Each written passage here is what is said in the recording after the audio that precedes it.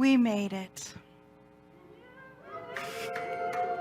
We made it to 2021. Good morning, everyone. I am Reverend Lezli, and what a beautiful gift it is to start our new year with both of our senior ministers on the platform. It makes it extra fun. And here we are at the beginning of a new year, the beginning of a new adventure. And so my talk today is called The Adventure Begins, but I can't really dig into it until I do the thing that we've all been waiting for all through last week. I finished up last year's annual theme, building us up to this moment.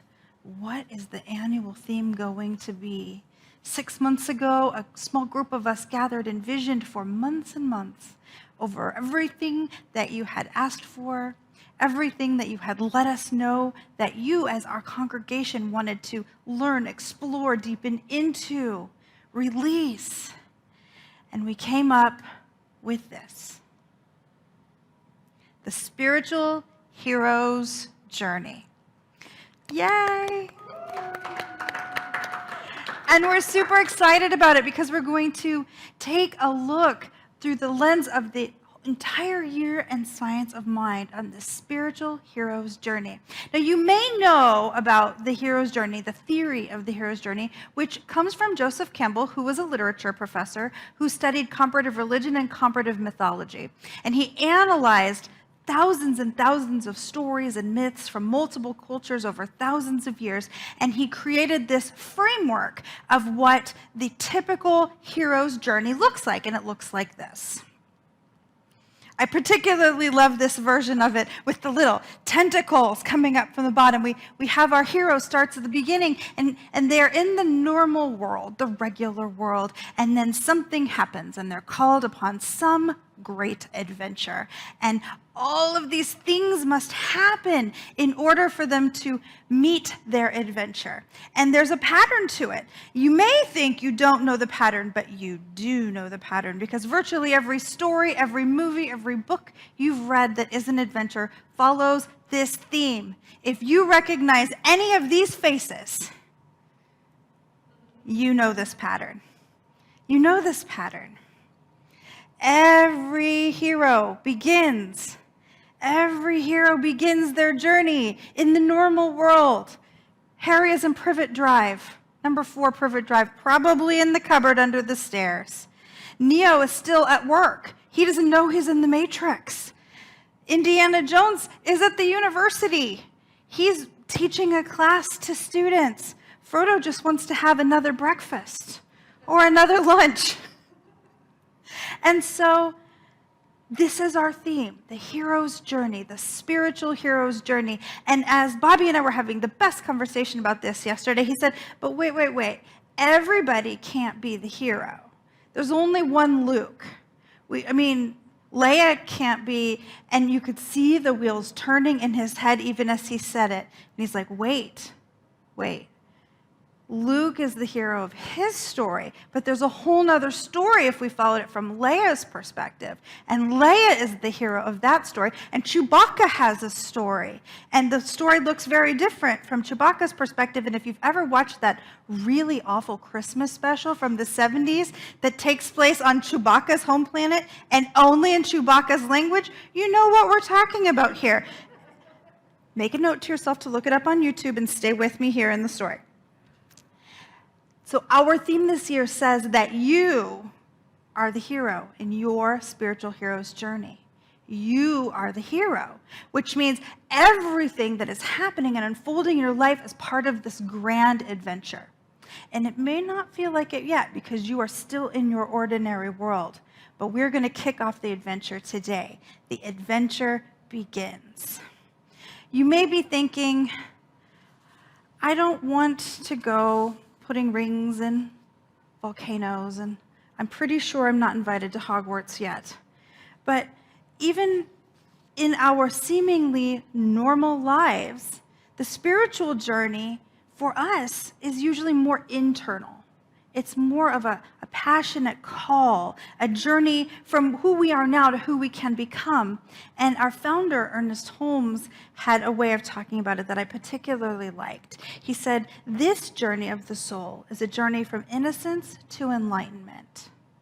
It's a journey, these are my words now, it's a journey from what we think is all that is to becoming all that we can be. And so this year is an invitation to step into that adventure, your adventure, that you are the hero of, that is completely designed around you and your relationship with the divine, that is the empowerment underneath all of this. And we've created a structure. Diane, wonderful Diane, had a beautiful idea, and we just jumped right on it, and that was to create seasonal journals to help us on our adventure. I mean, virtually every journeyer you've ever heard of had notes that he kept, had a journal, or at least was creating a narration so we could follow along with the story. So we've created a journal for you. Every 2 months, a new one will come out. A link is coming up on YouTube for you right now in the chat that you can download, and it will also be listed in the newsletters. You can download them and print them out. There are places to keep notes on your talks or where you are in your adventure, as well as little hints and tricks of spiritual practices that can help you along your way, inspiring quotes, whatever it is that you need for your journey to be the most successful. So the adventure begins. The adventure begins right now in this moment.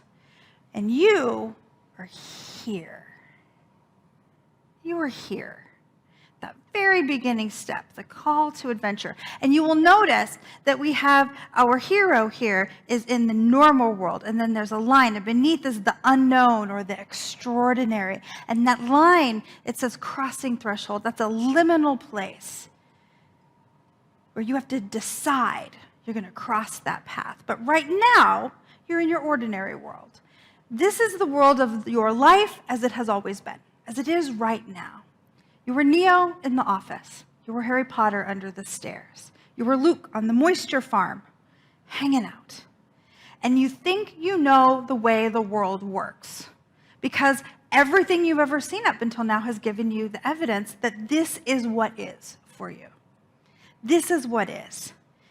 Last week, we talked about to get ready for the new. We were inviting you to be willing to re-examine your definitions of good, of happy, of successful, to re-examine your personal rules for the way your life works. And this is why it matters, because if you ever want to step outside of this little box, your ordinary world, we must be willing to let those go, to at least loosen them up a little bit. Am I willing to see my life just a little bit differently? Am I willing to let go of my belief that I can't, I shouldn't, I ought to do this other thing instead? Am I willing to open up to something potentially extraordinary, something different than I've ever seen before? We must be willing to abandon the past to step into the next. There's that great old saying, you can't start the next chapter while you're still reading the last page. Are we ready to turn the page? And if we are, it is time for our call to adventure. So we are here. We are here. We might as well have a picture with someone with a foot balanced, ready to take that step into the call to adventure. How would we recognize it? How would we recognize that call? Sometimes it comes as an invitation, like Harry's letter from Hogwarts. I'm still waiting for that letter. It has never shown up for me. Sometimes it comes as a plea for help. Help me, Obi-Wan. You're my only hope. Does Luke go with Obi-Wan to answer the plea? Sometimes it comes in the form of a choice. Does Neo take the red pill or the blue pill? Does he want to stay in his ordinary world, or is he willing to risk everything to find out the truth? For most of us, it's more of an internal call. It might show up as a job offer or a really great idea, or the internal impulse, the still small voice rising up from within with an I need to do or be or travel. I need to have this different experience, and it rises up within us. And I am willing to bet right where you are right now, you are becoming very clear exactly what call to adventure is showing up in your life right now. And you might be squishing that sucker down with everything in your being, because what it has the possibility of doing is blowing up your ordinary world. When we allow ourselves to become bigger, it's like being a human-sized person in a Lego-sized world. We become King Kong to our ordinary rules, right? I will be more, I will be bigger. And it can feel very disruptive to us and to the people around us. There's an example I like to use called kicking the Coke machine. And when you put a quarter in the Coke machine and the Coke doesn't come out, you're in there trying to figure out where'd your Coke go. You put in another dollar and you think it's going to knock both of them down, right? And you look and there's still no Coke. So now I'm getting irritated, but I'm hopeful. So I'm going to put one more dollar in the Coke machine. And no Coke comes. What do? I kick the Coke machine. I kick the Coke machine because that sucker just ate 3 of my dollars. And that's what happens when we let go of the rules of our normal, ordinary world. It happens on the inside of us, and it happens to the people around us at the beginning. People don't always like when we change the rules. And they say things like, "You do know I could color that gray hair for you, right?" I'm leaving it. They say things like, wait, you've changed. Well, yeah, that's kind of the point, y'all. We're trying to evolve. So we have to be ready. We have to be ready knowing that if we're going to take that step, if we're going to accept the invitation or follow the impulse, that not everybody is going to want to come on the journey with us. And yet, there are no stories written about the young man who got the letter from Hogwarts and opened it up and said, "No, I'd rather stay in the cupboard under the stairs. I know the cupboard under the stairs. I have a friendly spider. I have that one little toy. There's like one little soldier in his cupboard with him. I'm good here. I'm going to stay." Nobody is inspired by the story of the person who doesn't answer the call. And so here we are, 1 foot lifted over the precipice of whatever is our invitation to greatness. In an environment at New Vision Center where we know we have beloveds who are willing to help us on the journey. Nobody's alone on the journey. Have you ever noticed that? There's always a merry band. Frodo has all of his hobbits. Harry Potter meets Ron the very first day. He's got Hagrid, he's got Hermione. By the end of all the movies, he's got Dumbledore's army. He's got a whole team of people helping him. Luke has the Jedis. Indiana Jones seems to find friends in every individual place that helps him along the way. For every person who doesn't want to journey with you, more rise up. And here at New Vision Center, we have a whole group of people who are dedicated to journeying together.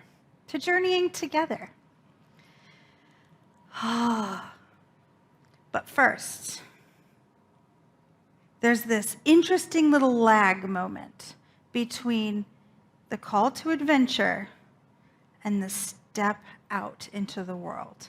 And it's the preparation period. We all must prepare. The hobbits had to have 5 or 6 more meals, because that's what hobbits do. Harry Potter had to go to Diagon Alley and buy all of his supplies and pack his trunk. Luke had to train to be that Jedi. So how do we, each of us, individual, normal human beings, about to strike out on an extraordinary adventure of our own spiritual hero's journey, how do we prepare? How do we prepare? The first thing to think about is what is in your rucksack. There's always a rucksack or a trunk or a backpack or somebody whose job it is to carry all your things. What's in your rucksack? In the hero's journey, it might be magic wands and spells and amulets and talismans. In the spiritual hero's journey, it's our tools. It's our spiritual tools. spiritual mind treatment, meditation, affirmation, the ability to recognize hidden beliefs and dismantle them and replace them with something bigger, the ability to expand.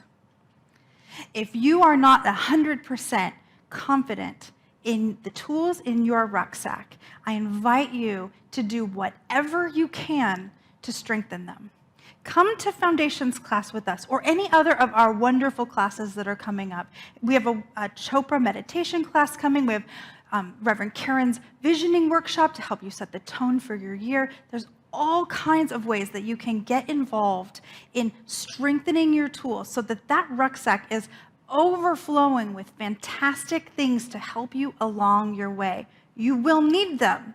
Our stories have taught you this. There's never something in the rucksack that is not needed. So stock it up and stock it well. The second thing you need to think about is who is on your journey with you?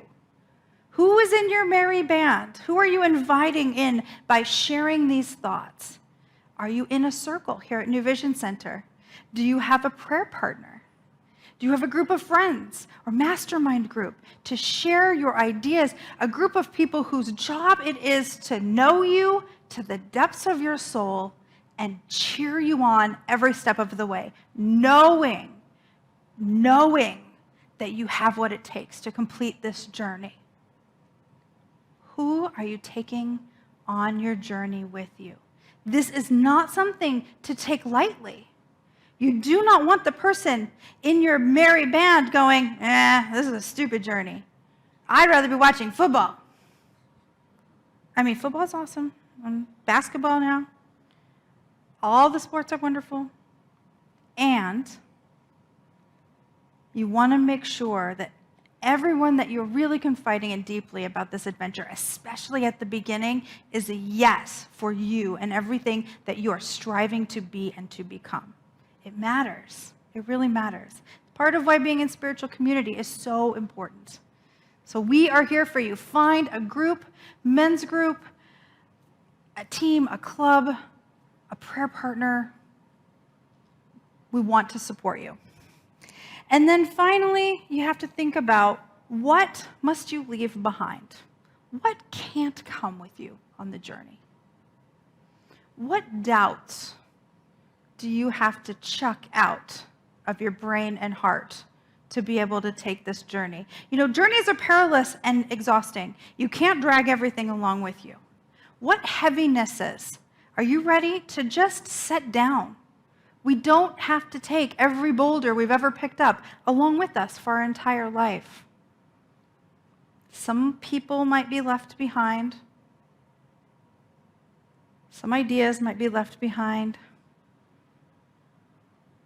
Some habits, some patterns, some tendencies. They are not who you are. They're just what you've done. And we can change that.